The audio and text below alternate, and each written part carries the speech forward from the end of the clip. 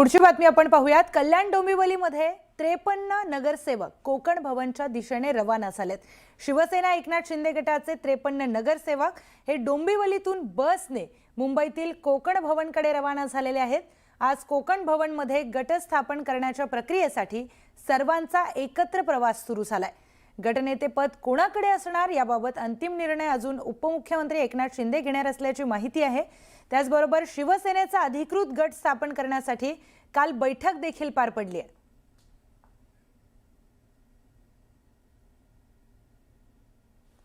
थेट जाऊयात आपले प्रतिनिधी प्रदीप भणगे यांच्याकडे।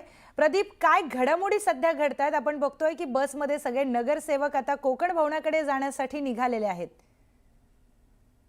आपण जर बघितलं तर कल्याण डोंबिवलीमध्ये शिवसेनेचे 53 नगरसेवक हे निवडून आले होते। त्यांनी आत्ताच डोंबिवलीवरून हे रवाना झालेले आहेत। ते कोकण भवनमध्ये एक साधारण पाऊण तासात पोहोचतील आणि आपला गट स्थापन करतील। याबाबतची काल एक बैठक शिवसेनेच्या शाखेच्या बाजूला असलेल्या एका हॉलमध्ये पार पडली। या बैठकीमध्ये आमदार राजेश मोरे असतील किंवा श्रीकांत शिंदे यांचे स्वीकृत सहाय्यक असतील अभिजित दरेकर, याबाबत त्यांनी बैठक घेतली। मात्र अद्याप यांचा गटनेता कोण होणार हे मात्र सांगितलेलं नाहीये। ज्या वेळेला कोकण भवनामध्ये त्यांचा गट तयार होईल त्यावेळेलाच गटनेता कोण होईल हे सांगितलं जाईल। त्याचप्रमाणे आज मनसेचे सुद्धा 7 नगरसेवक आहेत, हे कोकण भवन मध्ये जाऊन आपला गट स्थापन करणार आहेत। आपण जर पाहिलं तर 2-3 दिवसापूर्वीपासून या चर्चा चालू आहेत। मनसे हे शिंदे गटाला पाठिंबा देणार आहे आणि शिंदेचा महापौर बसेल अशी चर्चा चालू झालेली आहे। त्यामुळे आता नक्की महापौर कोणाचा बसतो हे पाहावं लागेल।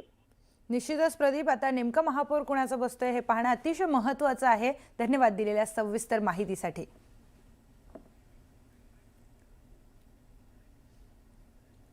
तर पुढची महत्त्वाची बातमी आपण पाहूयात। आता आपण कल्याण डोंबिवलीची जी काही बातमी पाहिली त्यानंतर पुढची महत्त्वाची बातमी, शिवसेना उभाठा पक्षाचे मुंबईतील नगरसेवक देखील गट स्थापन करण्यासाठी कोकण भवन इथे जाणार आहेत। सेना भवन इथे हे सर्व नगरसेवक एकत्र जमलेले आहेत आणि इथूनच ते एकत्रितपणे कोकण भवनला जाणार असल्याची माहिती समोर येते।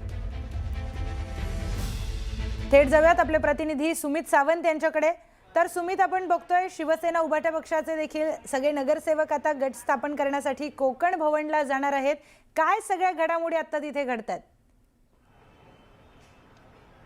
सध्या शिवसेना भवनच्या बरोबर आपण समोर आहोत आणि मी तुम्हाला ही दृश्य दाखवतो। आता सगळे नगरसेवक जे निवडून आलेले आहेत, नवनिर्वाचित नगरसेवक हे शिवसेना भवनमध्ये पोहोचतात।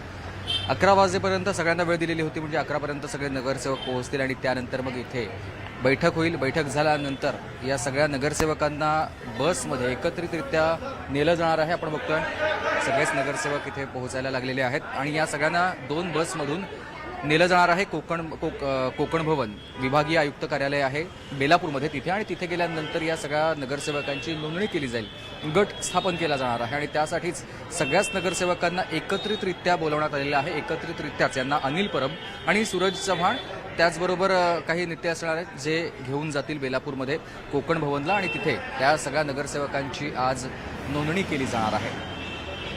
निश्चितच सुमित, या पार्श्वभूमीवर काय काय घडामोडी घडतायत पाहणं महत्त्वाचं आहे। धन्यवाद दिलेल्या माहितीसाठी।